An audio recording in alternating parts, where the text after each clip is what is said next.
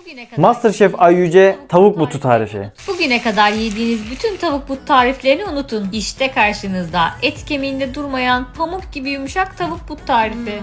Tavuk butların derisini ayırıyoruz. Ardından baharatını ekleyip güzelce karıştırıyoruz. Derin bir tavaya tavuklarımızı diziyoruz. Her tarafını güzelce kızartıyoruz. Kızardıktan sonra üzerine maden suyu döküp orta kısık ateşte kapaklı bir şekilde pişiriyoruz. Ara ara çevirmeyi unutmayın. Suyunu çektikten sonra üzerine tereyağı ekleyip kapağını ve altını kapatıyoruz. İşte hazır. Tarifi kaydetmeyi unutmayın. Şimdiden herkese afiyet olsun.